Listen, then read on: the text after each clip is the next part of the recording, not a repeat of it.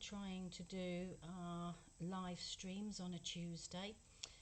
My name's Anita, if you've not come across me before, and I'm the owner of Ubrink Studio, which is just outside of Kings Lynn in West Norfolk. This video is called Make a Tied Pocket Take 2, because this is the second time that we've tried to do it, or it could even be the third, to be quite honest. I got so fed up with the internet not working that we've now gone to a great deal of trouble to upgrade, with quite a few discussions, shall we say, with BT and Openreach, and they're now assuring me that we won't get cut off, it won't disappear, the sound should be okay, and we should be all right. You can ask me questions as we're going through. This is literally the test today, so if you want to talk to me about anything, you just need to log in. I'm assuming you're logged in actually, and you can just ask me some questions. I can read them and then I'll be able to answer you. So the thing that we're going to do are pockets. I have one here which I made last time, and apparently you didn't get to see much of it. So here it is. Hopefully you can see that. This is a tied pocket. Okay, so you pop your hands in that bit there, and on this one I've just done a little bit of embroidery just to make it a little bit nicer. Okay, and then you have these long things here which tie around your body. So in the 16th and 17th century they were quite popular, because in those days, although the gentlemen used to carry everything for the ladies, of course we didn't want them to know everything that we had about them. So they were tied underneath the top layers of clothing above the underskirts, and the ladies could just sort of pop their hands in discreetly and hide whatever it is that they didn't want anybody else to see, or to see what they were carrying around with them. They were not very popular with clergy and people like that, because they felt that women didn't need pockets. We do need pockets. Even today we need pockets. Sometimes when you're buying something, the pockets are too small and you can't get anything in them. You know, I like to put my hands in my pockets. I find that my phone doesn't fit in any pockets that I've got, but I don't think I really want to have something like this tied around my midriff. I've got enough lumps and bumps without something else. So I'm just going to briefly go through it with you, and then you can tell me if you make one. I would like to see it, and if you'd like to tell me that you're online, I would like that too, so that we could have a chat. But if not, have a look later on and see what you think. So the first thing that you need to do is make a template. Now you can get templates from the V&A.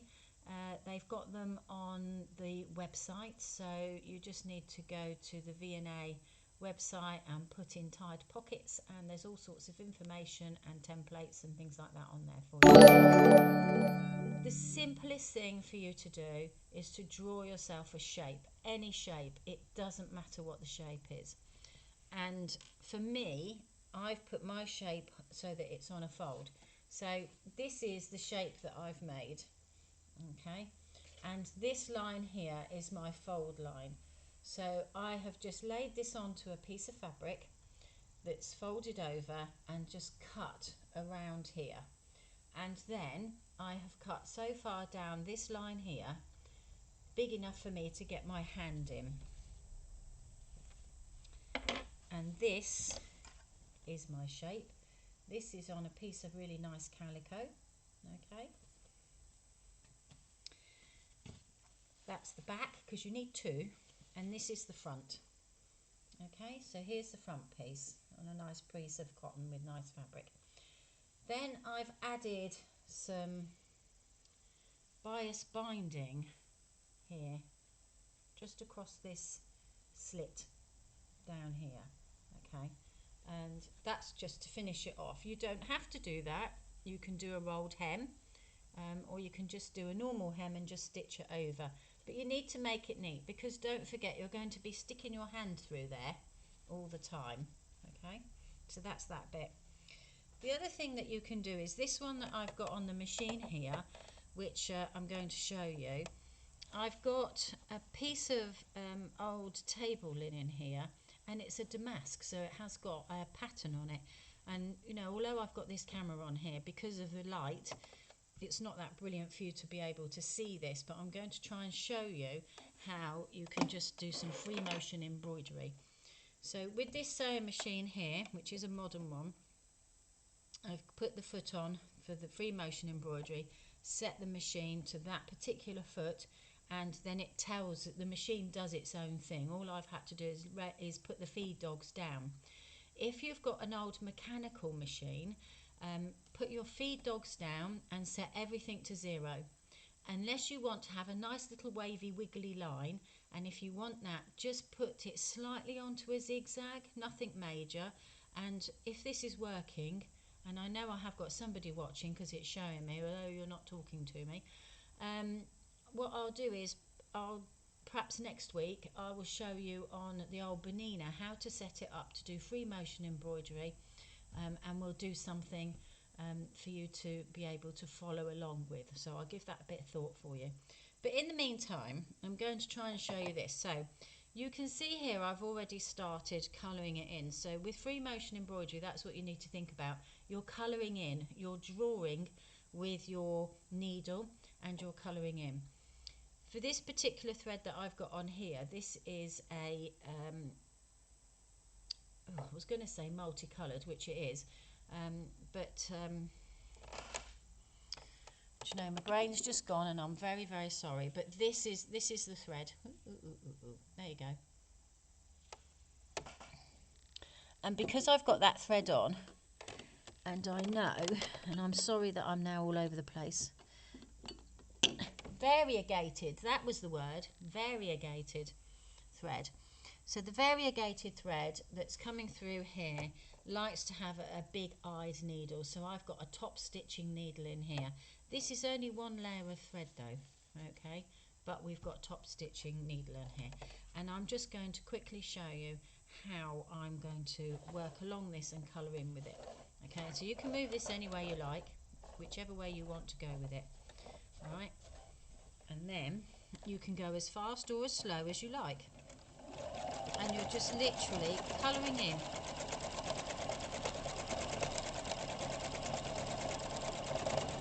If I move that round a bit,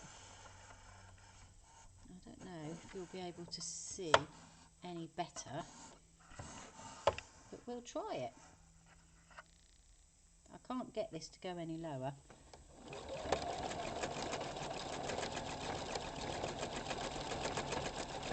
Hopefully that's helpful. Now you can go as slow as fast as you like. On this particular one, I've already done the outline, so now all I've got to do is colour it in.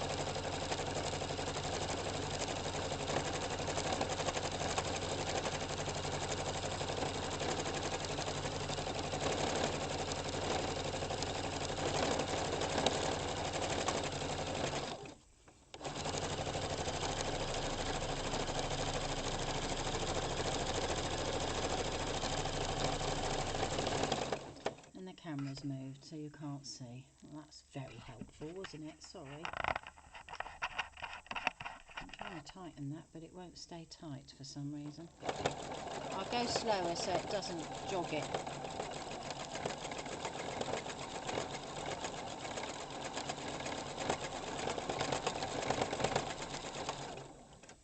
So there you go. So that's just a leaf I've just coloured, that's all. So now, if this was the front of my pocket, which it could be if I ever get it finished, I would just finish all those off. So there it is, coloured in. Sorry it's a bit fuzzy. Obviously it needs to be finished, and it isn't. So now we're going to take this foot off and change it over to a normal foot and finish making a pocket. And hopefully we won't have any more troubles with this, because at the moment we seem to be doing okay. Now with this machine, I can change this system into a walking foot, which is what I've just done. Okay, so I'm just moving this to one side and showing you how we're going to put our pocket together.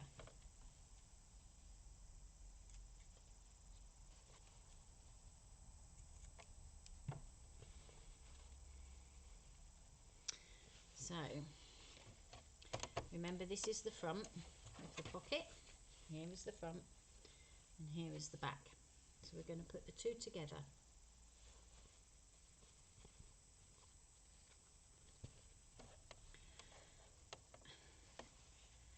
I'm not one for pins, so literally I am just going to scoot along this. I just reset the machine. I'm going to increase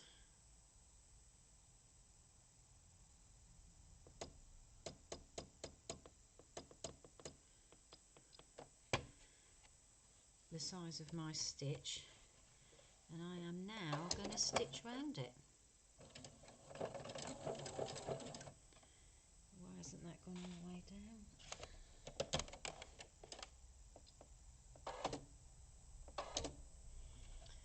Don't stop playing me up, sewing machine, because I really don't need that.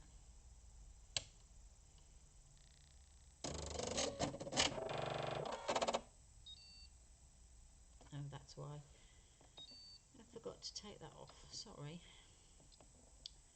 So this machine, you have to tell it that you've changed the foot. Otherwise, if you've seen just now, it doesn't like it.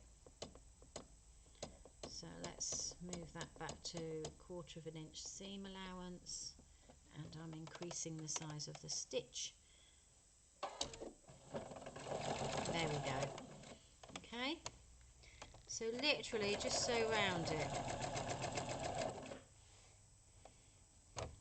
Put your right sides together. Unless you want to add a bias binding all the way round.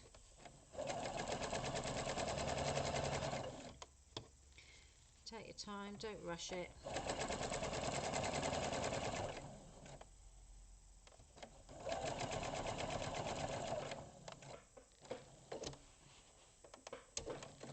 And if you find, like I've just found, I haven't cut this properly.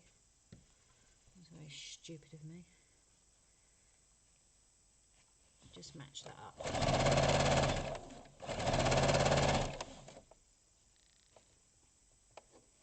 That way.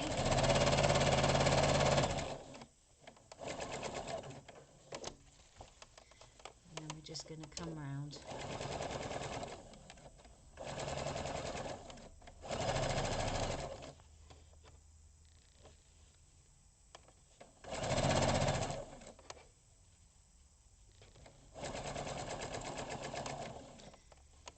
Making these,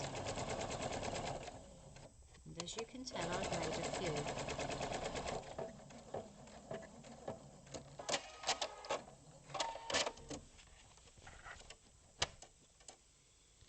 Okay, so now we've got this, and all we need to do is trim it, and because we've got curves, we need to clip into them.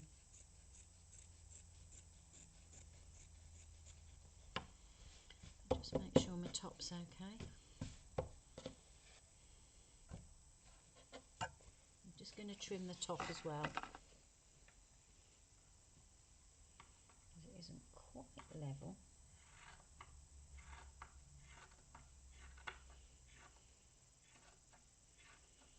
And what you have to remember is, in the days of old, these would have been made at home. And only if you were a high status lady would you have one that's all embroidered beautifully on the outside, because also they're not meant to be seen. So where you've got corners here, just snip into them. Don't cut your stitches. Most important that you don't do that, okay? This will help when you iron it for your curves to sit flat. Okay, where did I get to? Oh yeah, there. So just snip into them, sorry. think it's just starting to rain out there. Sounds like it anyway. Now, I'm one for top stitching. I like to top stitch something. I think it finishes it. Do both sides.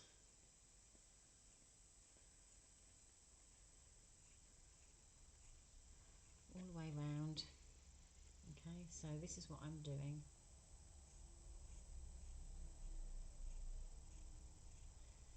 This just helps it lay flat.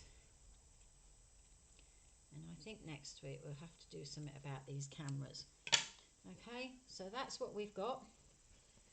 And we're now going to turn it through to the right way.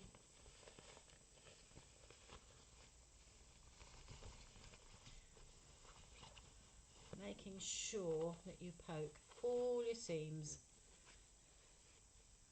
because we want them nice and flat. And already I'm thinking I need to top stitch this, but I'm not going to, because I might do actually. Round like that, round like that. So now we have this. Okay, and what I'm now going to do is finish it off at the top.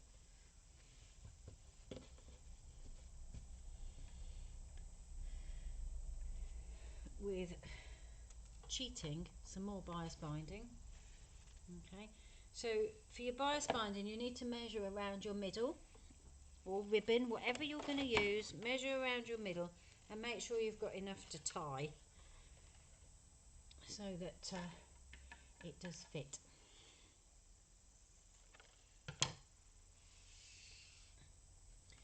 Then find the middle point.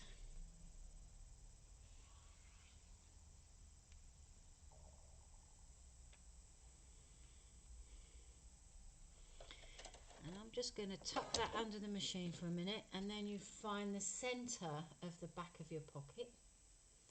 So just fold it, make sure your seams are nice and crisp, so that's a good reason in my mind to top stitch. Okay, find your centre point. If you just pinch it with your finger, if you're using a natural fibre as I am,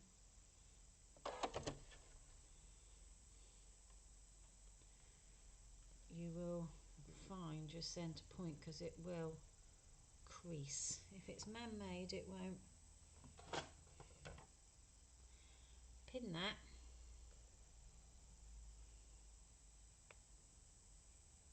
So that's pinned on, okay, and the reason for that is so that you know you've got it even both sides.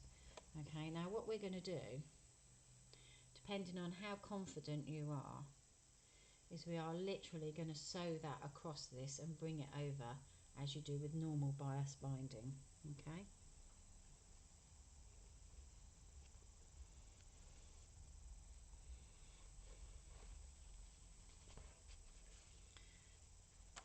so if you've got one of them marvellous feet on your machine, you know you can just feed it through and whiz it across, which is brilliant.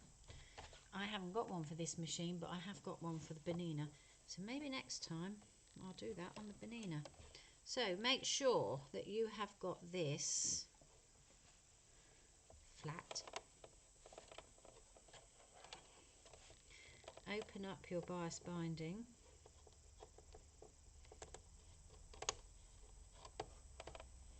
Or if you're using ribbon, just open up, just put your ribbon on ready. And I am going to stitch down that line. If you haven't used bias binding before, you have to open it out and you just stitch down this bit here. Then when you go over the other side, you go the other way, folding it over as you go. Make sure that your two pocket tops meet at the top, otherwise you might have a bit of an extra gap that you don't particularly want.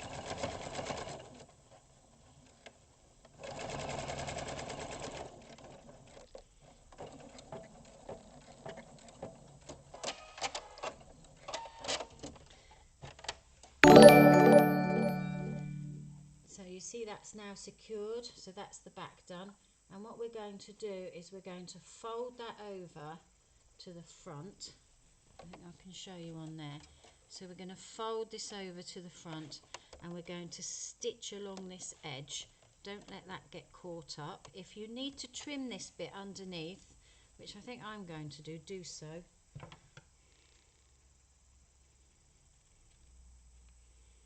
I think that's a bit much there, a bit bulky. Don't cut your bit underneath, of course. Okay, so I am now going to move my needle to the other side. All machines have this facility. So that now will come right up against this edge. And on this machine I've got a marker that I can follow as well. So I'm now going to fold this over and stitch it. Right on the edge, I hope.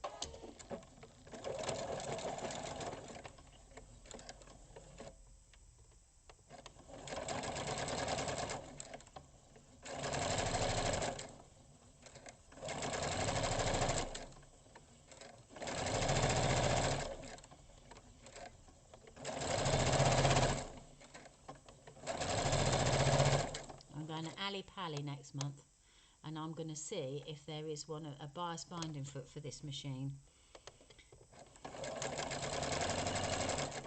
and then life will be even easier. I can just pop straight through.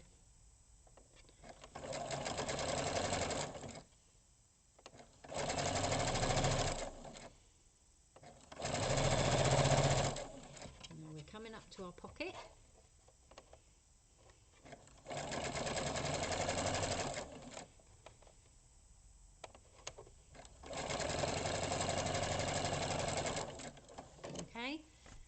So make sure that you're covering your previous line of stitching. Machine got stuck then.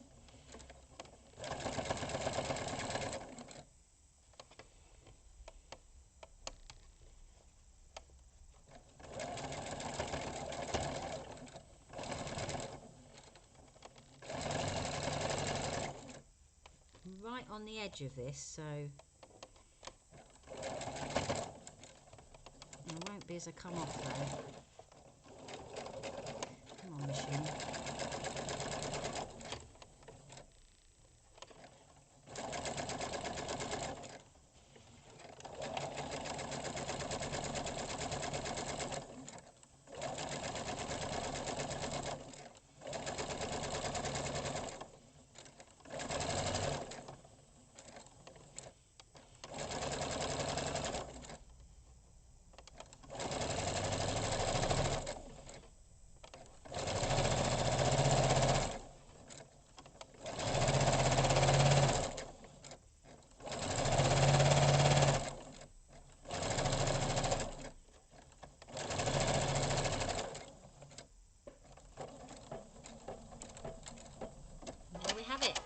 Pocket.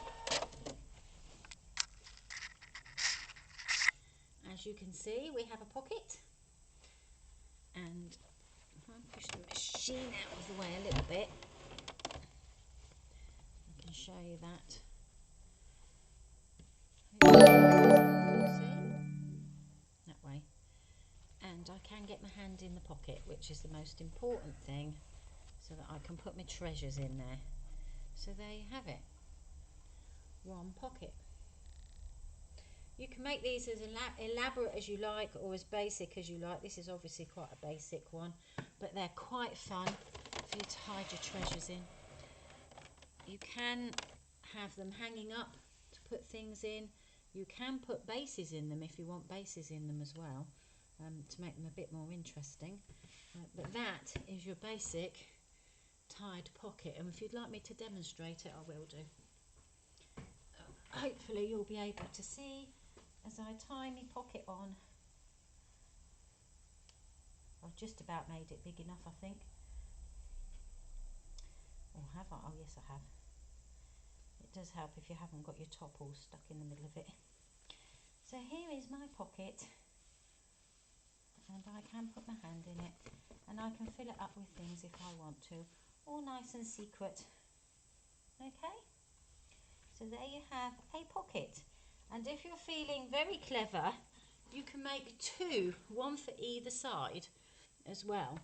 And if you really get into them, with something like this, we could embroider all these flowers if we wanted to. So if you remember at the very beginning when I was talking about this free motion embroidery, I'll get used to these cameras at some point. So this is just going over the damask. You can see that there is a rose design on here, and this needs a lot more work doing to it, but it's just to show you. And if I feel excited about it at some point, which is not today, I will finish it and show you that pocket. But what I am excited about is we appear to still be online, so I'm going to thank those of you that have logged in, and a few of you did. Thank you ever so much for watching. I do appreciate it, and hopefully you will join me again next week, and I will email out to let you know what I'm going to be up to. What I might do is, we've got Experimental Wednesday coming up, and we're going to be playing with Expander Print and Luchador, so I might show you a little bit of a demonstration about that and talk you through it. Thank you very much for watching. I'm going to move this